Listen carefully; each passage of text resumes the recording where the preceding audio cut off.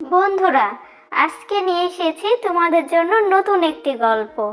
আজকের গল্পের নাম নদীর জলে সোনার ফুল।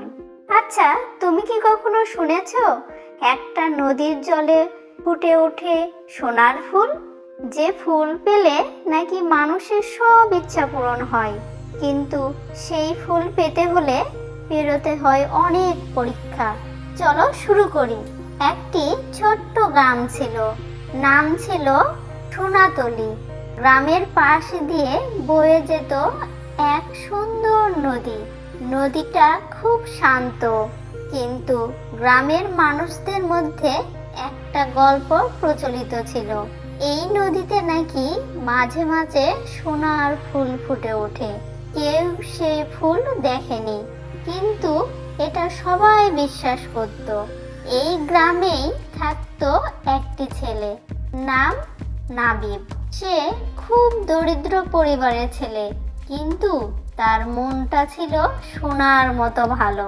তার মা অসুস্থ ছিল, ওষুধ কেনার মতো তার টাকা ছিল না। একদিন রাতে তার দাদি নাবিবকে বলল, বাবা, যদি কখনো সোনার ফুল পেতে পারো তাহলে সব কষ্ট দূর হয়ে যাবে। নাবিবের চোখে আশার আলো জ্বলে উঠল। পরের দিন ভোরে নাবিব সিদ্ধান্ত নিল যে যেভাবেই হোক সোনার ফুল খুঁজতে যাবে। এই বলে সে নদীর ধারে গেল। হঠাৎ সে দেখল নদীর মাঝখানে কিছু একটা ঝলমল করছে। সে তো অবাক হয়ে গেল। সে চোখ খুঁজলে আবার তাকালো। হ্যাঁ, সত্যি একটা সোনার ফুল, কিন্তু ফুলটা নদীর মাঝখানে, পৌঁছানো সহজ না। ঠিক তখনই এক বৃদ্ধ লোক এসে বলল, বাছা, এই ফুল সহজে পাওয়া যায় না। নাবিব বলল, আমি আমার মায়ের জন্য এটা চাই। বৃদ্ধ হাসলো, বাছা, তাহলে তোমাকে 3টি পরীক্ষা দিতে হবে। পরীক্ষা শুরু হলো। নাবিবকে বলা হলো রাতের অন্ধকারে জঙ্গলের ভেতর দিয়ে যেতে হবে। সে ভয় পেল, কিন্তু মায়ের কথা মনে করে এগিয়ে গেল। পথে অদ্ভুত শব্দ, হু হু, ছায়া, কিন্তু সে থামলো না। সে পরীক্ষায় পাশ করলো। এবার তার দ্বিতীয় পরীক্ষা শুরু হলো। পথে সে দেখলো এক আহত পাখি পড়ে আছে। সে থেমে গেল। ফুলের কথা ভুলে গিয়ে পাখিটাকে সাহায্য করলো।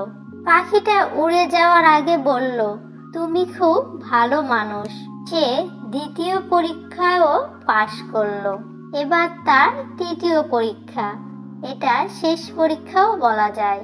শেষে তাকে বলা হলো এই বাক্সে অনেক সোনা আছে, আর ওই নদীতে আছে শুধু একটি ফুল।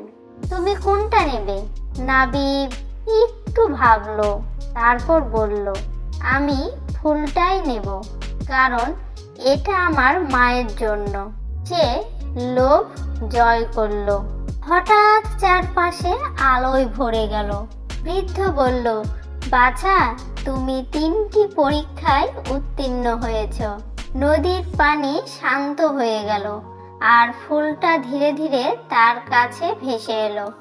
নাবিব ফুলটা হাতে নিতেই ফুলটা সোনায় নয়, আলোতে পরিণত হলো। তখন বৃদ্ধ বলল, এই ফুল আসলে জাদু নয় বাছা, এটা তোমার ভালো মন, সাহস আর দয়ার প্রতীক। নাবিব বাড়ি ফিরে এলো। সে দেখলো তার মা ধীরে ধীরে সুস্থ হয়ে উঠেছে, কারণ গ্রামের মানুষ তার ভালো কাজের কথা শুনে সাহায্য করতে এসেছে। নাবিব বুঝলো আসলে সোনার ফুল হলো মানুষের ভালোবাসা আর ভালো কাজ। দয়া, সাহস ও সততা সবচেয়ে বড় সম্পদ। তাই লোভ নয়, ভালোবাসায় সত্যিকারের শক্তি যোগায়।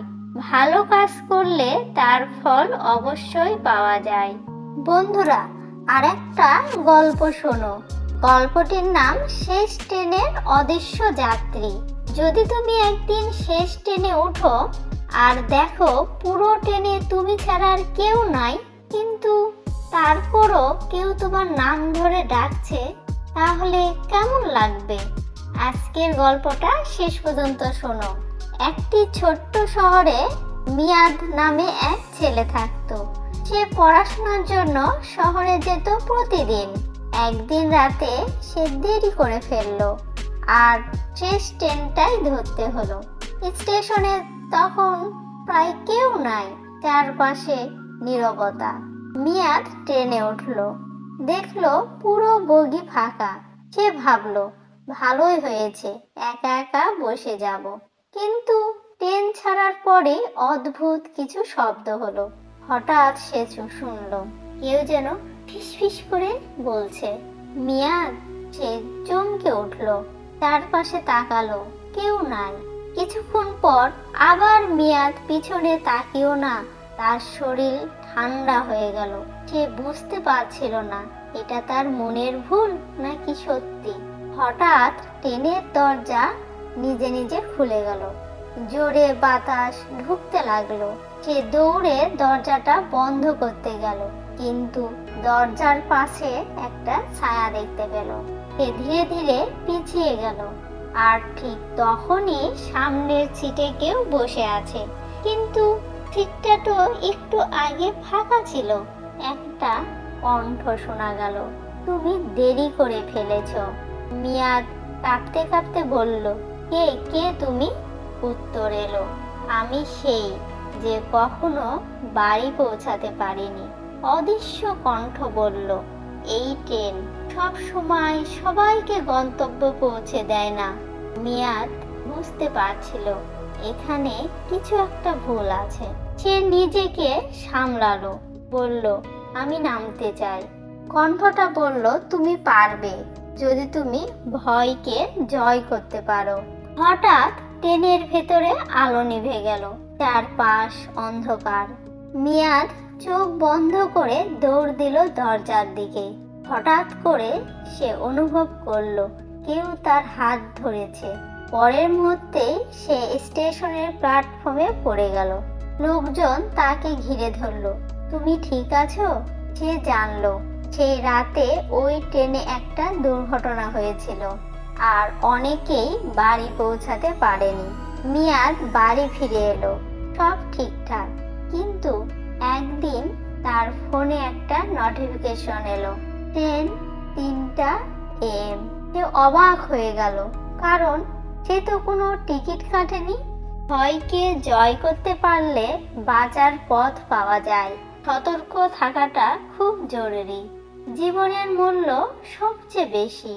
বন্ধুরা, তুমি হলে ওই ট্রেনে কি উঠতে? অবশ্যই কমেন্টে জানাবে।